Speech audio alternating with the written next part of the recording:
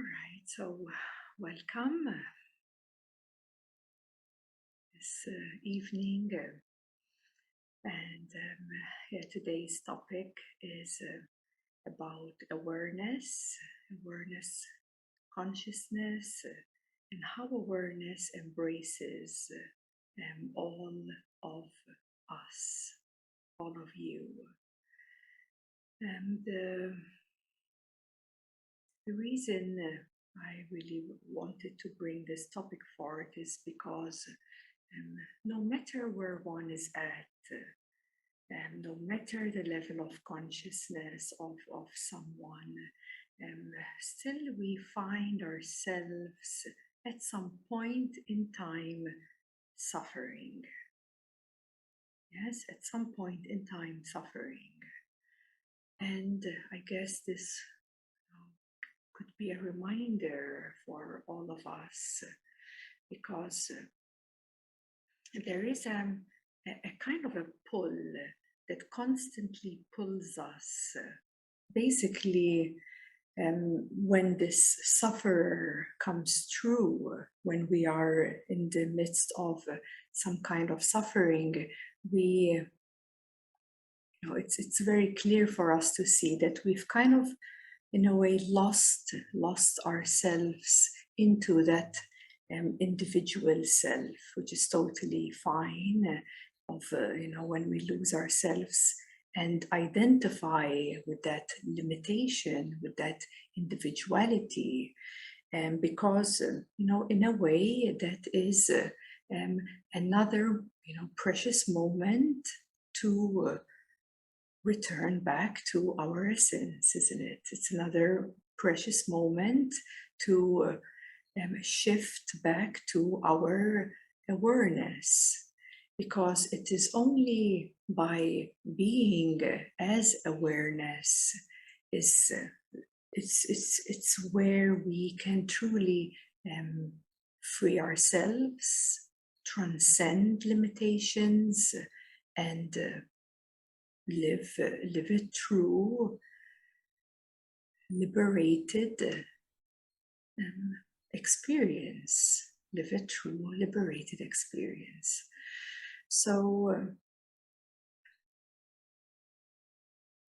most of the sufferings that we experience is on a certain degree a certain resistance, isn't it? A certain resistance to what is, to what we are experiencing in the present. So that resistance, if we break it down, if we open it up, we come to see that, in essence, we are not accepting of what we are experiencing. And that is when the I, the restricted self, actually really squeezes so much. The I, the individual self, the I, or ego, whatever way you want to kind of look at it. It contracts, it individualizes itself, it creates a certain unacceptance of the totality of the isness, of the isness, of the totality of life, which, by the way, you are life itself. You are life itself. And thus, there is this pushing or unacceptance of what is. So this is why this topic of today is to remember. It's for us to remind ourselves that actually awareness embraces all of that which is already within it. Since awareness is the aware space itself, and since everything is already within your awareness, already within your aware space, then what makes us resist? That's really a really good question. What makes us resist? What makes us suffer? What makes us feel alone or abandoned or separate?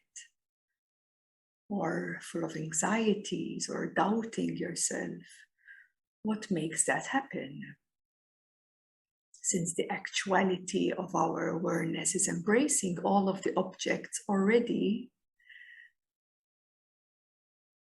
what makes the suffering continue? And that is, it's this inquiry, this investigation, this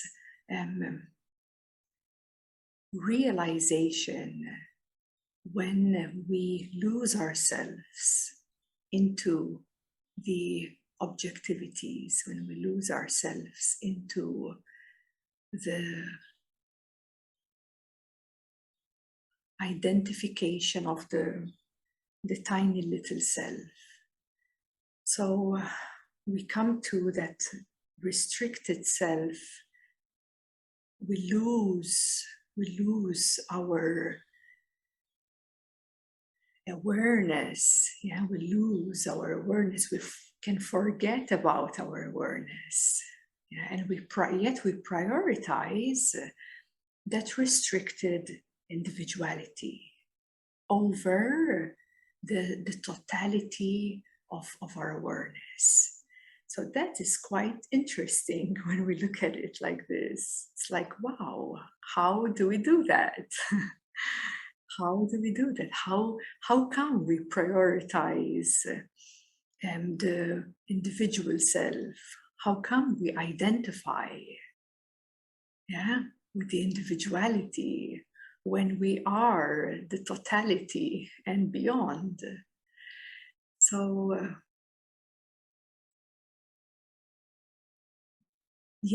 I find this to be very interesting, very interesting to see how we can lose ourselves, how we can fall into this pit of suffering over and over and over.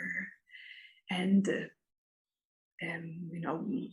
my message to you is there's nothing wrong with falling into the darkness, once again. I mean, it's okay, because actually your awareness is unmoving. Actually your awareness is not suffering at all. Absolutely, So for your essence, it doesn't really matter, like really, what your soul is going through, your evolution of the soul, your experience in this life, your experience as this character and this personality. It doesn't really matter for your awareness. So awareness is untouched. Yeah, it's untouched by any experience. When we fall into the identity of experience, then we are experiencing suffering. But in essence, we are already really liberated. We are already untouched by any past experience. So that's the good thing. that's the best thing, actually, that no matter your traumas that you've been through, no matter your hardships, no matter your past lives, no matter all the manipulation happening on this earth for thousands of years, and all the mind control and anything, like, for your awareness, it doesn't matter, because it always is untouched. It always is unmoved by any experience. So that's the savior, actually. Thank God for being aware, which is untouchable, because energy can be manipulated, but your conscious awareness cannot. So you can rest, and you can know that no matter what you've experienced and you're still experiencing, your essence is untouched. And your essence is embracing all of you, all aspects of you, all dimensions of you, all emotions, all thoughts, all actions. It is all being embraced already. already. And if we can remember that we are already loved by our own nature, that we are already understood by our own nature, that we are perfectly fine as we are, and acknowledged and recognized by our own nature. So that brings us then to relax, to relax and to be okay with whatever is being experienced, whatever is appearing in your life right now, whatever hardship or whatever joy and bliss and beauty life is giving you. Whatever it is all already embraced by your essence, by your awareness. And that, once it really sinks deep inside of you, it actually opens you up. It helps to drop any defenses. It actually helps to drop any resistances, because you are already embraced by yourself, by your true untouchable self. And so when the next moment arises with some kind of challenging energies, even in the midst of that, you can actually be okay with that. Many times I see many people really make it so hard on themselves.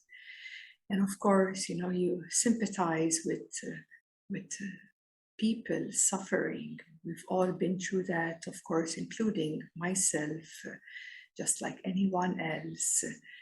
And many times I see that, as human beings, we do carry a lot of unnecessary suffering. There is suffering out of, some physicality, or we have an accident, your body needs to heal, you're suffering, fine. There's a suffering of the body, but then there is suffering which is unnecessary to carry with you for years. It's a suffering unnecessary to carry with you from past lifetimes even. It's unnecessary to carry with you suffering. And so it's another question, why do we carry so much suffering, and why we prolong that? Why do we choose to prolong any form of suffering? And suffering, it's not only pain as such. Suffering can be even as subtle as feeling alone, feeling disconnected, feeling that something's missing, and that goes into more subtleties, or who am I, that can also I don't know who I am. It can create some suffering as well.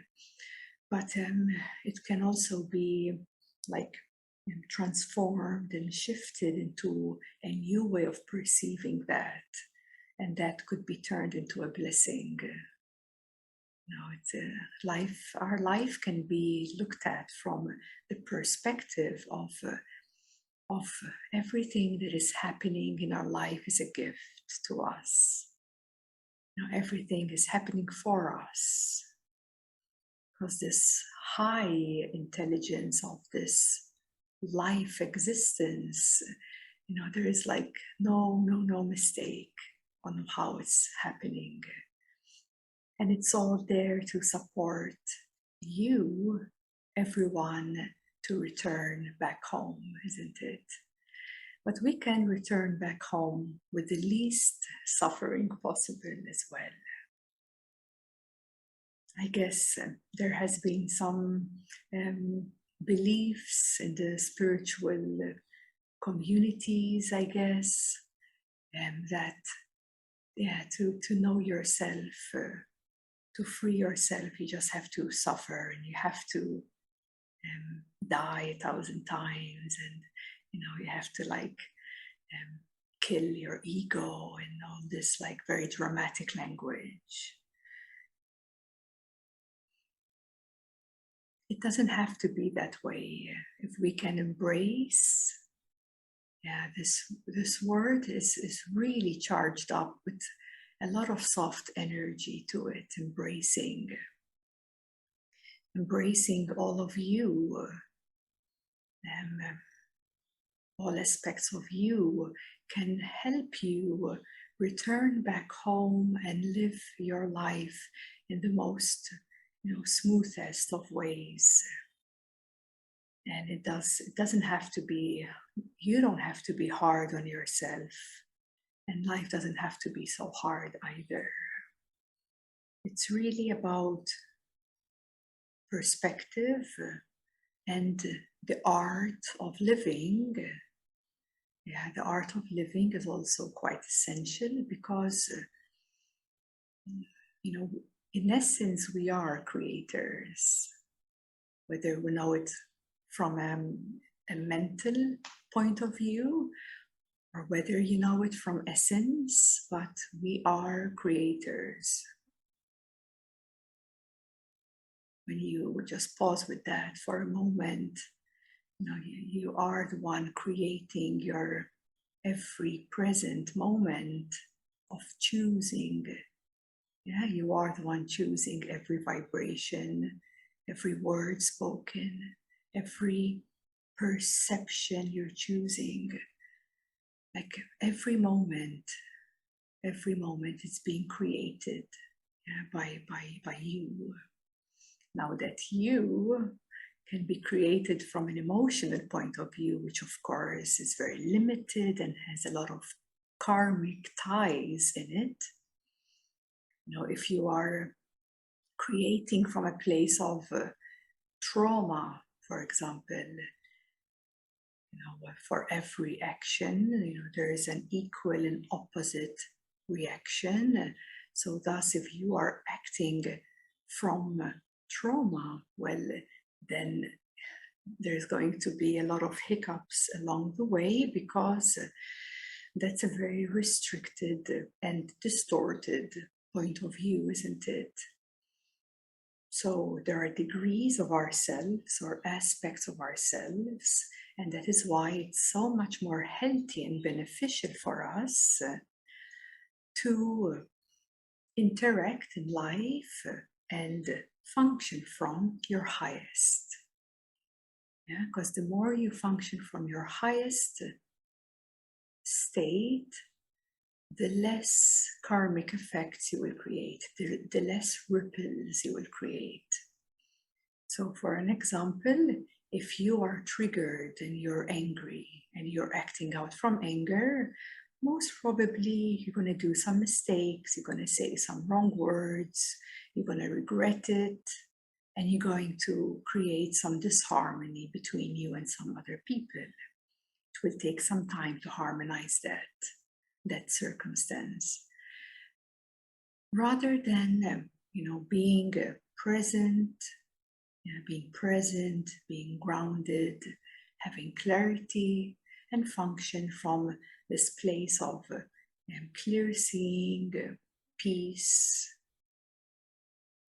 being grounded, then of course the ripple effect in your environment is going to be much, much less.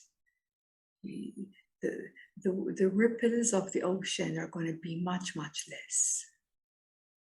And that's the art of living. The art of living is to create the least of movement, the least of movement around, and that brings the most harmony,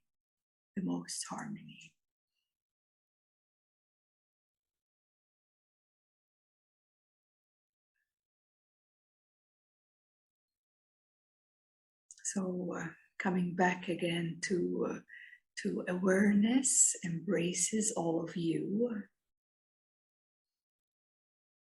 And awareness embraces all of you. And that all of you includes all your dislikes, includes all the distances that you have within you on your return back home. Yeah, the distance. Usually people would experience some kind of distance, some kind of separation. And also that distance is also within the aware space. So yeah, it is like an actual, the actual isness. It's not like a theory or philosophy. It's an actual experience, that just by reminding yourself and knowing that awareness, you as awareness embraces all of you. And that will help to soften the rigidities, will help to soften the resistances, bring more love, actually more embrace, and let's say all the holdings, all the sufferings that we carry will be able to slip away much faster. Because energies do slip once we don't hold them anymore. Yeah? Once we don't identify with them anymore. Our presence and awareness is acknowledging everything already. We're not running away or suppressing anything. But if you are aware of whatever is in front appearing with embrace, this will help to slip all the holdings much smoother and much quicker.